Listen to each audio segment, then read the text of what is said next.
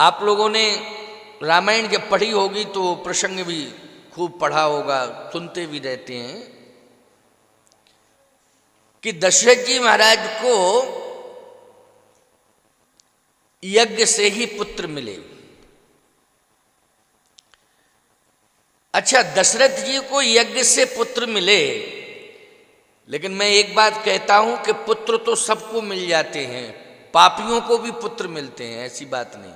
बल्कि पुण्य करने वालों को तो कभी कभी अपवाद ऐसा भी हो जाता कि वो कहते महाराज इतने तीर्थों में गए, इतने यज्ञ किए, लेकिन संतान फिर भी नहीं मिली, ऐसा कह देते हैं लोग। लेकिन सत्य तो यह है कि पुत्र की प्राप्ति करना अथवा संतान की प्राप्ति करना कोई बहुत बड़ी बात नहीं है। लेकिन तुम्हारी संतान में भगवदीय गुण आ जाएं, क्यों भाई? जो भगवान में गुण हैं, अगर वो गुण थोड़े बहुत तुम्हारी संतान में आ जाएं तो ये सबसे बड़ी उपलब्धि मानी जाएगी कि नहीं? अरे संतान वंतान तो होती रहती है, लेकिन संतान में सुंदर संस्कार आ जाएं, सुंदर गुण आ जाएं, सुंदर चरित्र आ जाए, ये किसकी कृपा से होगा? ये यज्ञ भगवान के दर्शन करने से एवं यज्ञ के माध्यम से सत्संग सुनने से हमें ये संस्कार प्राप्त हो सकते हैं। इसलिए दशरथ जी ने यज्ञ को माध्यम बनाया। भगति सहिता मुनियाहुति दीन है,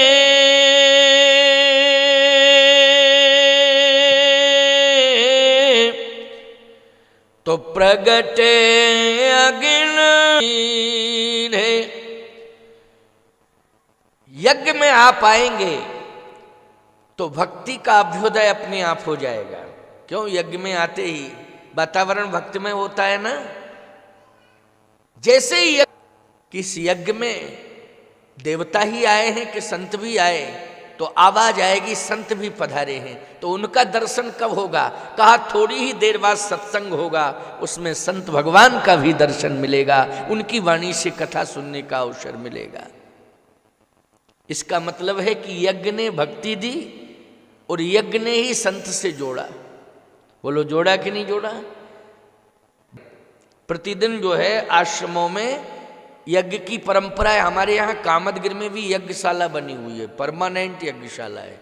इस आश्रम में भी यज्ञशाला, आश्रम में यज्ञशाला होनी चाहिए, होनी चाहिए यज्ञशाला। गौशाला, यज्ञशाला, देखिए यहाँ यज्ञशाला भी है और गौशाला भी है और पाठशाला भी है। क्यों भाई? है कितने प्रकार की उपलब्धियां यज्ञ के माध्यम से हो रही। इसलिए मैं कहता हूं कि अयोध्या जैसे तीर्थ में यज्ञ हुआ, उस यज्ञ में ऋषि वामदेव जी आए, उस यज्ञ में महाराज श्रृंगी ऋषि आए, अंगिरा जी आए, अत्रि जी आए, सर्वभंग और सुतीक्षण जी आए, बड़े बड़े संत सब आए। अगस्त जी महाराज यज्ञ में पधारे। भैया यज्ञ में केवल सामान्य लोग ही नहीं जाते हैं, यज्ञ में तो बड़े बड़े लोग जाते हैं। यज्ञ में केवल सम्मान पाने के लिए ही बड़े बड़े संत नहीं जाते हैं। यज्ञ में यज्ञ का दर्शन एवं यज्ञ में सत्संग सुनने के लिए संत महापुरुष जाते हैं। यहां संत आए हैं, आप देखिए, प्रवचन करने आए हैं, सत्संग सुनने आए हैं। वे मिथिला शरण जी कह रहे थे हमारे गुरुदेव जी को सत्संग बहुत अच्छा लगता है, कथा अच्छी लगती है, इसलिए महाराज मंच पर ले जाएं, इनको कथा सुनवाएं। उनका बिल्कुल ले जाइए। तो सीधी सी बात यह है कि संत सत्संग भी सुनते हैं, बड़े बड़े लोग सत्संग सुनने के लिए पहुंचते हैं। जैसे तुम लोग गांव से आए हो, कई गांव से लोग आए, तो ऐसा मत मानना कि हम लोग जो है कई गांवों से आए हैं। अरे तुम लोग आए हो बहुत अच्छी बात है, 10-20 किलोमीटर से चल के आए बहुत अच्छी बात है, यहां तक कि 150 किलोमीटर से भी चल के आए हो अच्छी बात है। लेकिन भगवान शंकर तो हिमालय से उतरे और समुद्र के किनारे पहुंचे। बोलो दक्षिण भारत में सत्संग सुनने के लिए गए थे ना। एक बार त्रेता जुगमाई शंभु गए कुंभज ऋषि पाही। ये कुंभज ऋषि का आश्रम कहाँ है? कुंभज ऋषि का आश्रम है समुद्र के किनारे। भगवान शंकर जैसा महान वक्ता भी संतों से मिलने के लिए जाता है और सत्संग सुनने जाता है, जबकि उनसे अच्छा वक्ता है कोई संसार में? भगवान शिव जैसा वक्ता कौन होगा भाई? सबसे पहले तो रामचरित्र का दर्शन, राम जी का दर्शन और राम के चरित्र का दर्शन, राम जी की लीला का दर्शन भगवान शिव ने ही किया था। और उन्होंने जैसा देखा वैसा ही वो सब कुछ अपने हृदय में हृदयस्थ किया। तो सबसे बड़े कथावाचक, सबसे बड़े भक्त और सबसे बड़े संत यदि संसार में हैं तो वो हैं भगवान शंकर, है कि नहीं? लेकिन भगवान शंकर कथा सुनने के लिए कुंभज के यहां जाते हैं। सावधान, भगवान राम जिनकी कथा पूरी दुनिया सुनता है और बड़े बड़े संत कहते हैं, भगवान की ही तो कथा कहते हैं, लेकिन वो भगवान वेद पुराण वशिष्ठ बखान ही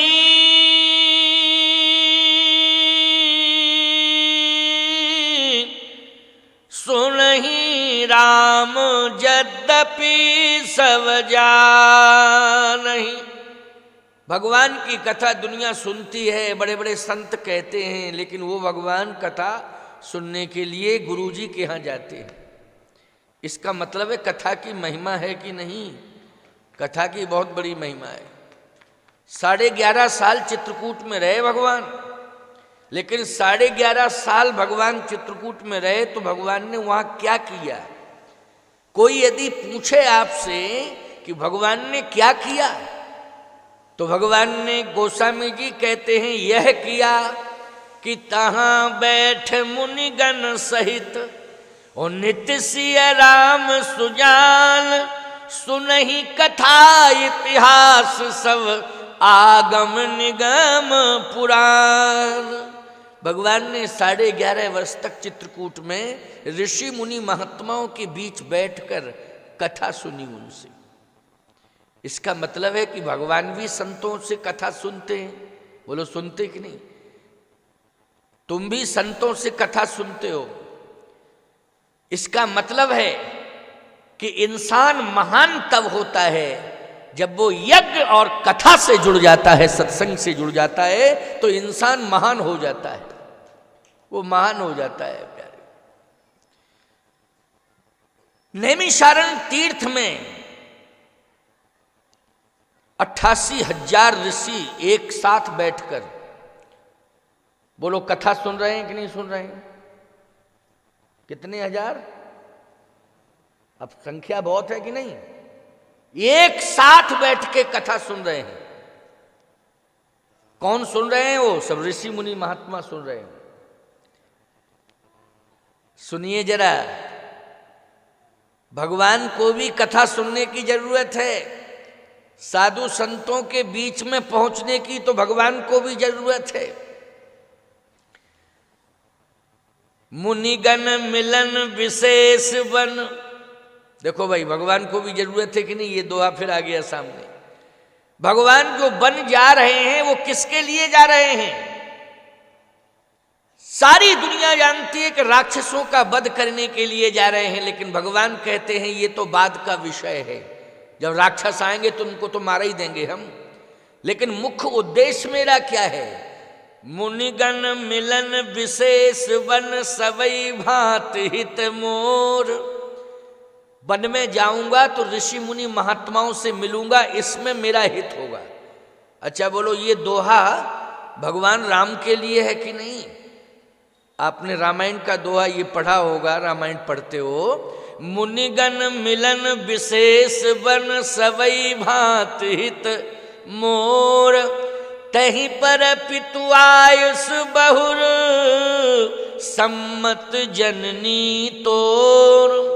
ऋषि मुनि महात्माओं से मिलने के लिए मैं जा रहा हूं। तो भगवान आए हैं वन में, उद्देश्य है कि संतों का दर्शन करना, ऋषि मुनि महात्माओं का दर्शन करना। आप लोग घर द्वार छोड़ करके यहाँ आए हो आश्रम में, बोलो क्या उद्देश्य लेके आए हो? कथा सुनना है और संतों का दर्शन करना है। संतों का दर्शन हो रहा है। देखो घर में क्या करते तुम? ज्यादा से ज्यादा टेलीविजन देखते, अपने परिवार के साथ बैठ के बातचीत करते। क्यों भाई, यही करते कि नहीं? नींद आती तो सो जाते हैं, बस यही करते और क्या करते हैं? अगर स्वप्न आता तो हावड़ा के पुल से कूद जाते। हाँ, ऐसा भी होता है, लोगों को सोते समय स्वप्न आता, पता नहीं कहाँ कहाँ कोई पुल से कूद रहा है, कोई पटरी पे सो रहा है, जाने क्या क्या स्वप्न आते हैं। लेकिन यहाँ आप बैठे हो, बोलो जीवन का दिव्य लाभ प्राप्त कर रहे हो कि नहीं? सुंदर जीवन बना रहे हो कि नहीं? है? भगवान से जुड़ रहे हो, यज्ञ भगवान से जुड़ रहे हो, संत भगवान से जुड़ रहे हो। जो अंतर मन में व्यथा है, कथा सुन करके उस व्यथा को दूर कर रहे हो, ये सबसे बड़ा लाभ मिल रहा है। ये सबसे बड़ा लाभ मिल रहा है। अंतर मन की व्यथा दूर हो रही है, कथा से ही व्यथा दूर होती है। भगवान राम अपने पिताश्री से कह रहे हैं कि हे पिताजी, आप दुखी मत हो, मैं वन जाऊंगा तो ऋषि मुनि महात्माओं का दर्शन करूंगा। आपने ही तो 15 वर्ष की अवस्था में विश्वामित्र जी के हाथ में मुझे सौंप दिया था। क्यों सौंपा था ने? उस समय तो 15 साल की आयु थी केवल। 15 वर्ष की अवस्था में आपने स्वयं मेरा हाथ पकड़ के विश्वामित्र जैसे महात्मा के हाथ में सौंप दिया था। उस समय विश्वामित्र जी महाराज ने क्या कहा था आपसे? असुर समूह सतावहि मोही, ओ मैं याचन आयु नृप तोही। राक्षस मुझे सताते हैं। हे दशरथ, अगर मुझे सताते रहें तो कोई बात नहीं, लेकिन मेरा यज्ञ नहीं होने दे रहे राक्षस। यज्ञ नष्ट कर रहे हैं, इसलिए यज्ञ की रक्षा करना आवश्यक है। तो यज्ञ की रक्षा के लिए अपने बेटे राम को दे दो। इसका मतलब सीधा सा अर्थ यह है कि महात्मा प्रेरणा दे रहा है कि अपनी संतान को यज्ञ से जोड़ो। क्यों? इसका अर्थ यही है अर्थ कि नहीं है कि अपनी संतान को तुम यज्ञ से जोड़ो, क्योंकि यज्ञ ने ही तुम्हें संतान दी है, इसलिए यज्ञ से संतान को जोड़ो। यज्ञ ने ही तो संतान दी है। राम जी का जन्म किससे हुआ है? बोलो, यज्ञ से हुआ है। तो जब यज्ञ से राम जी का जन्म हुआ है तो इसका मतलब है कि यज्ञ की कृपा से ही संतान होती है। आप कहोगे महाराज जी जितनी भी संतानें हो रही हैं सब यज्ञ की कृपा से हो रही। सुंदर संस्कारी संतानें यज्ञ की कृपा से हो रही। किसकी कृपा से? यज्ञ की कृपा से, जो संस्कारी संतानें हैं। अच्छा बोलो, राम जी यज्ञ से प्रकट हुए कि नहीं? और सीता जी भी यज्ञ से ही प्रकट हुई। आप कहो महाराज सीता जी तो यज्ञ से नहीं हुई प्रकट, सीता जी तो पृथ्वी से प्रकट हुई। एक बात बताएं, किसान खेत में जाता है, ईमानदारी से बताओ वो श्रम यज्ञ करता है कि नहीं करता है? जो श्रम करता है वो भी एक यज्ञ है। श्रम करना भी क्या है? यज्ञ है। वो श्रम करता है, वो यज्ञ है। अच्छा बोलो, बेटी का विवाह करते हो तुम, क्या मानते हो उसको? यज्ञ मानते हो कि नहीं मानते हो? है? बेटी का विवाह यज्ञ है। किसान खेत में हल चलाता है, श्रम करता है, वो श्रम यज्ञ है। माताएं, बहन, बेटियां घर में सुंदर दिव्य प्रसाद भोजन तैयार करती हैं। बोलो भाई, उस भोजन के माध्यम से तुष्टि पुष्टि संतुष्टि मिलती है, तो वो भी एक तुष्टि पुष्टि संतुष्टि यज्ञ हो गया। बोलो, हो गया कि नहीं हो गया? वो भी यज्ञ है।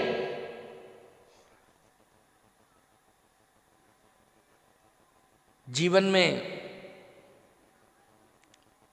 हम यज्ञ से जुड़े, सीधी सी बात ये है।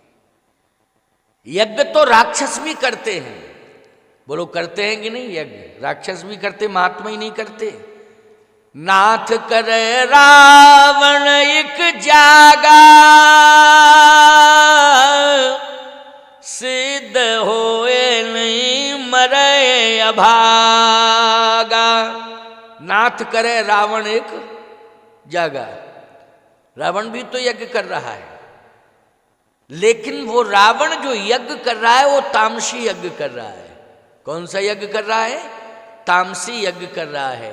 तामसी यज्ञ विनाश के लिए किया जाता है और सात्विकी यज्ञ सृष्टि के विकास के लिए किया जाता है। इसलिए यज्ञ सात्विकी करना चाहिए। कैसा यज्ञ करना चाहिए? सात्विकी यज्ञ करना चाहिए।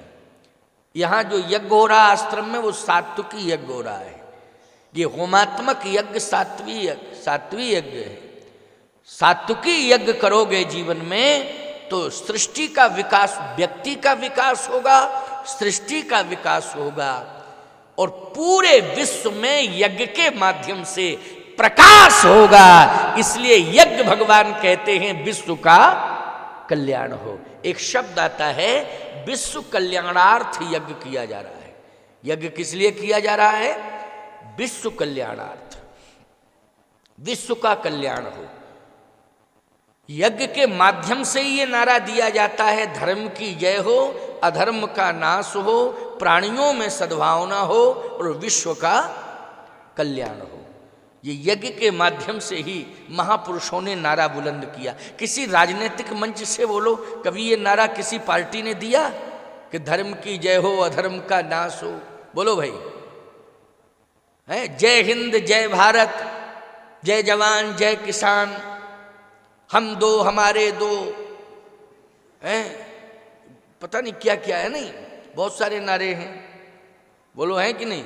लेकिन जब जब भी यज्ञ होता है, तब यज्ञ के मंच से ये संतों की वाणी से ये सिंह गर्जना होती है कि धर्म की जय हो, अधर्म का नाश हो, प्राणियों में सद्भावना हो और विश्व का कल्याण हो।